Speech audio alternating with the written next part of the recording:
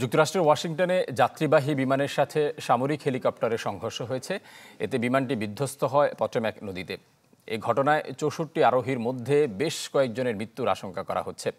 বাকিদের ভাগ্যে কি ঘটেছে তা এখনও নিশ্চিত নয়। বসুন্ধরা ডায়াপেন্ট এখন আরও উন্নত।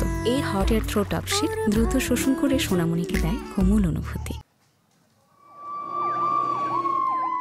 কনকনে ঠান্ডা, তীব্র বাতাস আর রাতের আঁধার সব উপেক্ষা করেই পটোম্যাক নদীতে চলছে তল্লাশি।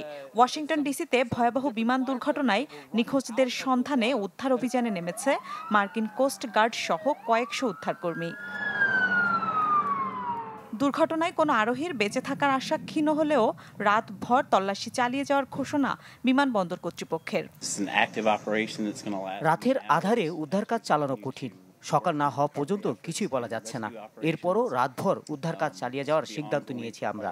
এখন পর্যন্ত কেউ বেঁচে আছে কিনা তা আমরা জানি না।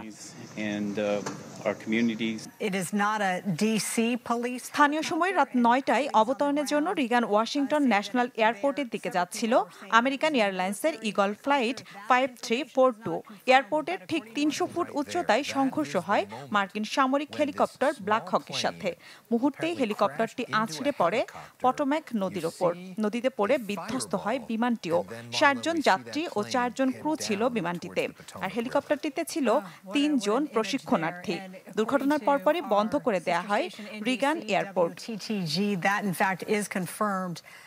যুক্তরাষ্ট্রের এক দশকের ইতিহাসে সবচেয়ে ভয়াবহ বিমান দুর্ঘটনা বলা হচ্ছে একে।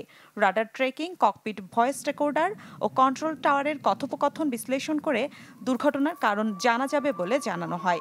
এরই মধ্যে এয়ারপোর্ট কর্তৃপক্ষ, আমেরিকান এয়ারলাইন্স, সেনাবাহিনী ও প্রতিরক্ষা মন্ত্রণালয় আলাদা কমিটি গঠন করে তদন্ত শুরু করেছে।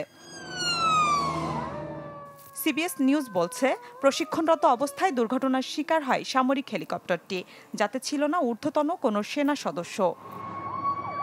দুর্ঘটনার সার্বিক বিষয়টি পর্যবেক্ষণ করছেন মার্কিন প্রেসিডেন্ট ডোনাল্ড ট্রাম্প। মিলা খন্দকার, চ্যানেল 24।